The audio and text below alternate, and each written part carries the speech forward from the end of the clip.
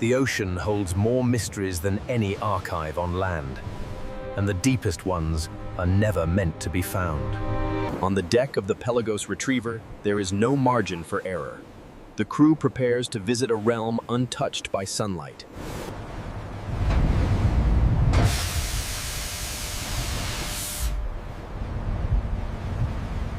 Three months ago, a sonar scan revealed an anomaly. Its edges were too straight, its proportions too regular for nature. The impossible emerged from the noise, the outline of a 1970s Mercedes, resting 4,000 meters down.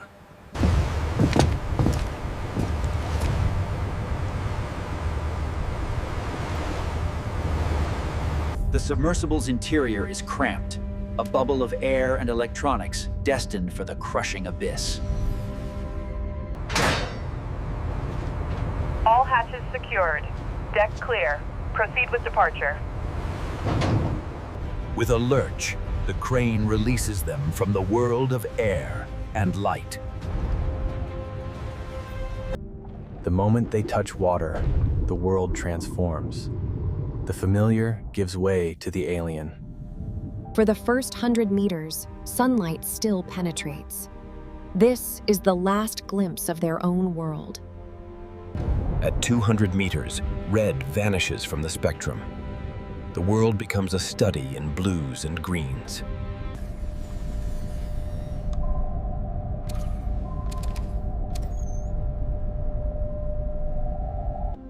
In the twilight zone, bioluminescence becomes the dominant light. Life creates its own suns here.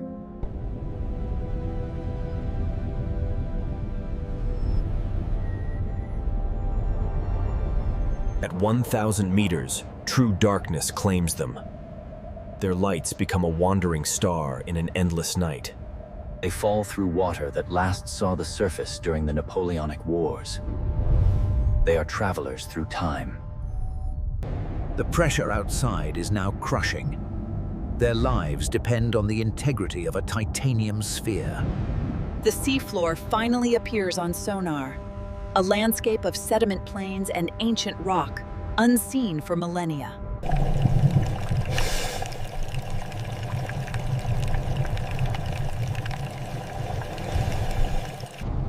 For 20 minutes, they see nothing but the expected desolation of the abyss.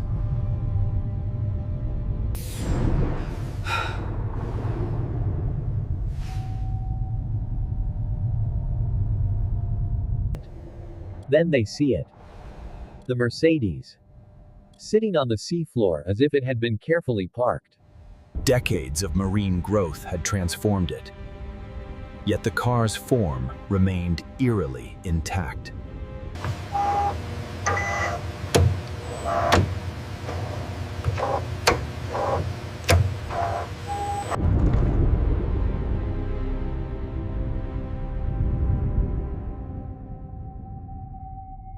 Sarah contemplated the story.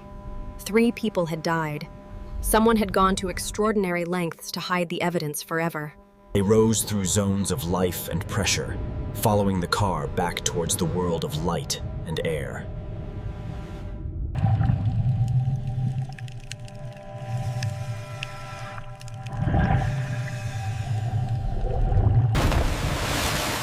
The car breached the surface, water streaming from its frame. A secret kept On the recovery deck, the team waited with the precision of a surgical unit. The moment of truth had arrived.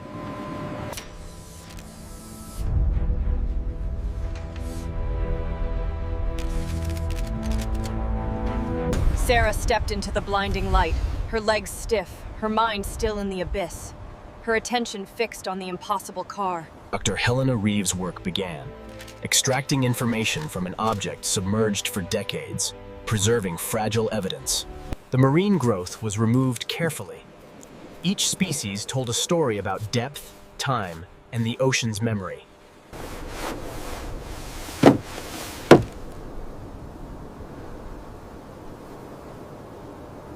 The driver's remains showed no signs of struggle.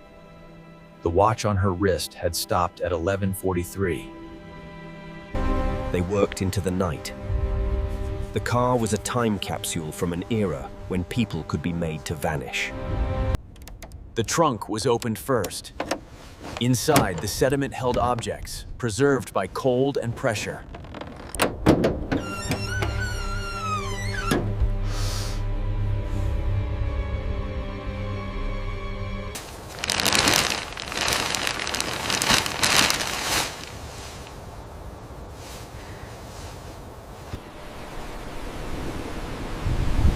Sarah assembled the time. Brazil, 1982. With daylight came the careful violation of the car's interior. The doors had to be opened to learn the full truth.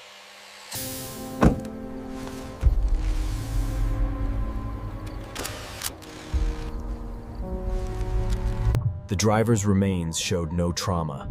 He had not struggled. Perhaps he was already dead when the car sank. The woman in her 30s, a secretary or assistant. Another life ended without a visible fight.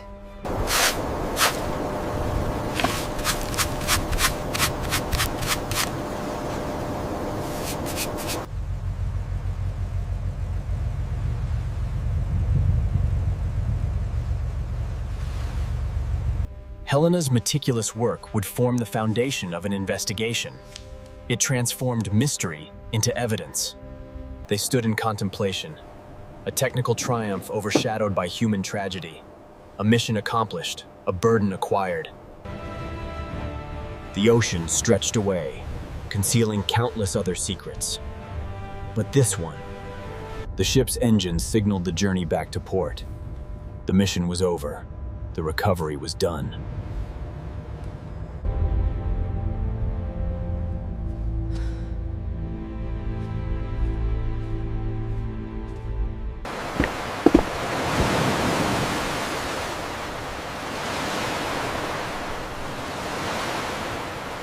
The remains were brought to the ship's lab.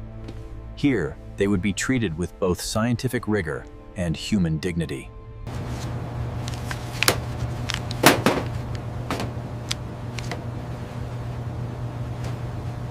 Personal effects held clues. A wedding ring bore an inscription, a name, and a date from a happier time.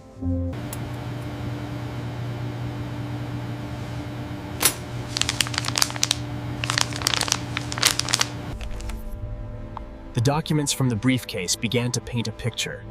Mining contracts, military procurement or Kenji documented the displaced marine life, ensuring each species could eventually be returned to its rightful depth.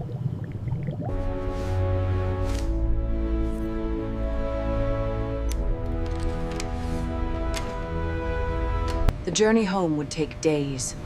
They used the time to compile their findings, to prepare for the storm of questions awaiting them.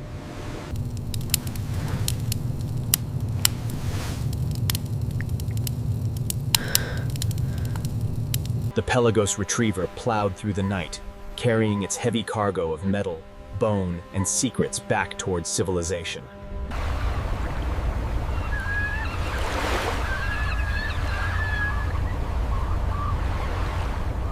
The cash boxes were full. A small fortune, likely meant for a payoff, or perhaps stolen from one. The weapon's serial numbers traced back to a batch sold to the Brazilian military in 1979. Official equipment.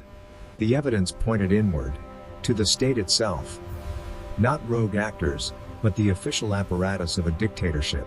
They pieced together the timeline, Cortez's last known meeting, the official story of his kidnapping, the gaping holes in the police report. Kenji's biological clock confirmed it. The car had been on the seafloor for approximately 40 years. She touched the cold metal. It was a tomb, a time capsule, and now.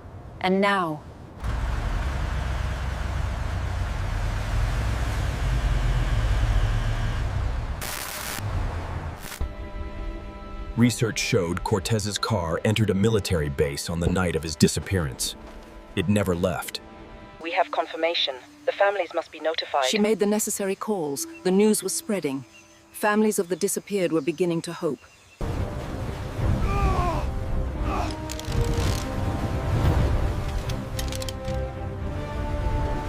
The Atlantic reminded them of its power.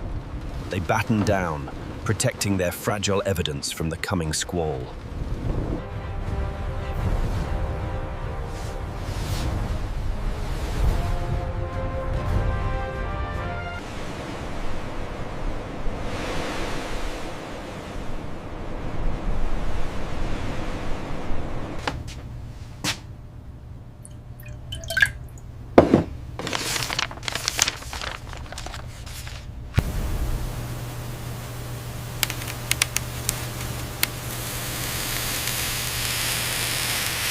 There they were, Paolo, his wife Beatrice, and Maria Elena, alive, smiling, unaware of the horror to come.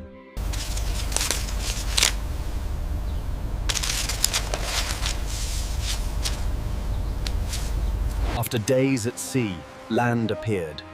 Their isolation was ending. The world was about to receive their discovery. They shrouded the car. It would not be a spectacle for the dockside cameras. It was evidence, not entertainment. The team braced themselves. They had done the science. Now came the politics, the press, the painful deliveries of truth. A delegation was waiting. Maritime authorities, Brazilian federal police, and representatives from the Truth and Reconciliation Commission. Sarah presented the chain of custody documents.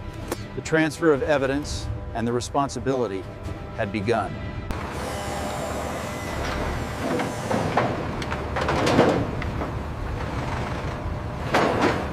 The Mercedes began its final journey to a secure forensic facility where every speck of sediment would be analyzed.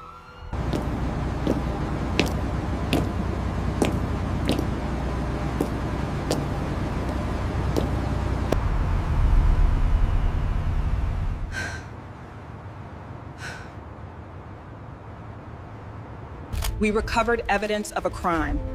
Our role was to bring it to light. Now, it is in the hands of justice.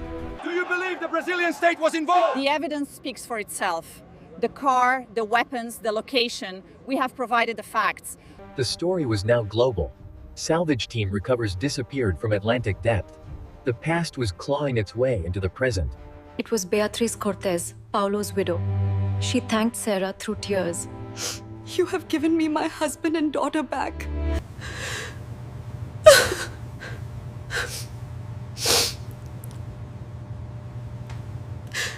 The forensic examination continued at a molecular level. Pollen in the sediment, trace metals, every clue was extracted. She felt the irony. The ocean that had concealed the crime had also, eventually, yielded it up. Do you think it will change anything? It already has. For the families, for the historical record. One secret less in the dark.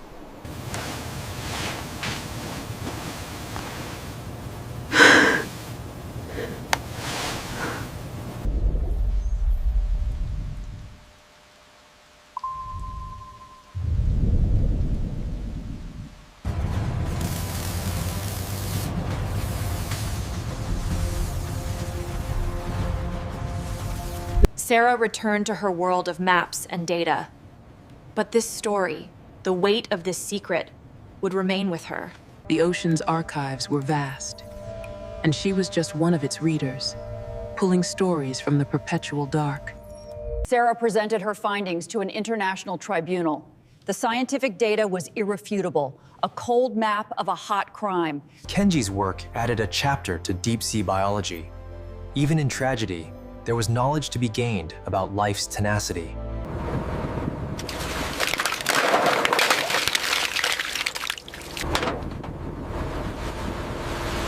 That's Vallejo. The chain of evidence log shows a 40-minute gap. Where was the evidence then?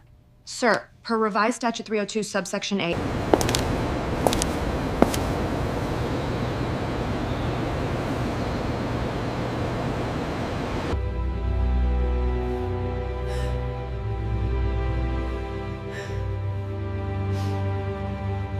She loved to draw. It was a piece of the child returned to the mother, a fragment of a life remembered.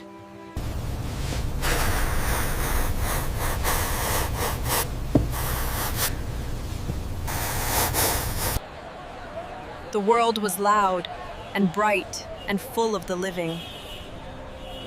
The work of reconciling. The wheels of justice turned slowly, grinding against the bedrock of denial and expired statutes. But they were turning. She passed on the lessons: follow the data, respect evidence, and never forget the human story at the center of the coordinates. There were always more shadows, more questions waiting in the dark. The ocean's secrets were endless. The memory of the retrieval was not of the horror they found, but of the purpose that drove them, to bring truth to light. The full context of the Cortez case could only be understood against the backdrop of its time, an era of dictatorships and silent dissent. They made people vanish into thin air. But nothing vanishes forever. Not really. Sarah became a conduit, connecting forensic evidence with living memory, building a narrative stronger than official denial. The technology they used was evolving, becoming more precise, capable of reaching even deeper and retrieving even smaller fragments of history.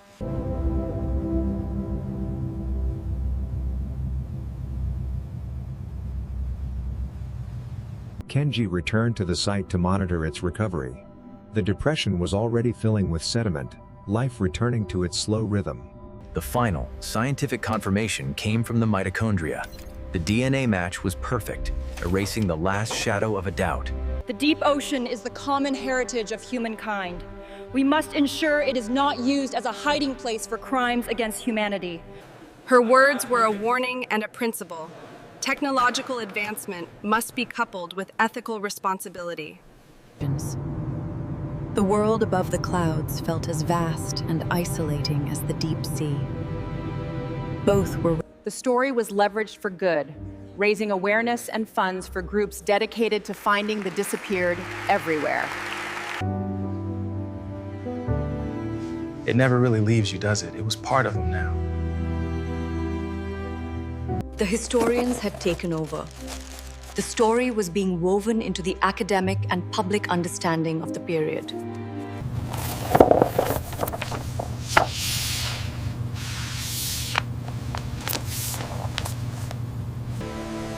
The ship was just a tool, steel and circuitry.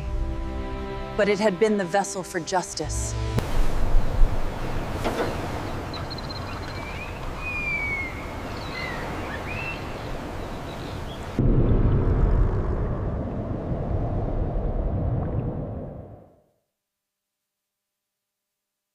The dead were at rest. Her work had helped ensure that. It was the living who still carried the weight. There were other oceans, other depths, other silences holding their breath. All right, let's see what story this one has to tell. And so it continued, the endless, vital dialogue between the curious light of the present and the forgiving dark of the past.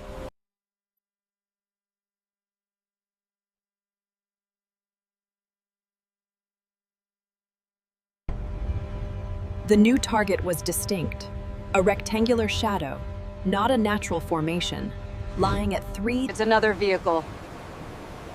The ocean's grim archives were more extensive than anyone wished to believe. She began the search for a name, a story, a family. The protocol was now routine, but the emotional weight was never lighter. Here we go. Here we go again. Their community of deep-sea retrievers was small and bound by shared purpose. They would start with an AUV, a robotic scout, to gather high-resolution imagery before committing the manned submersible.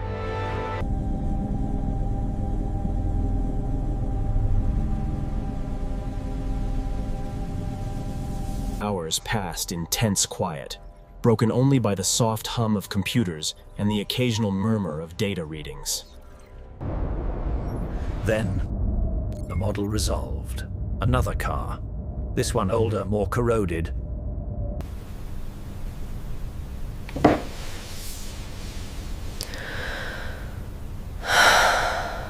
Notez les coordonnées. Préparez le protocole de documentation. Contactez les autorités italiennes et l'Organisation des droits de l'homme basée à Rome. Order. Nous ferons la descente demain à l'aube. Reposez-vous.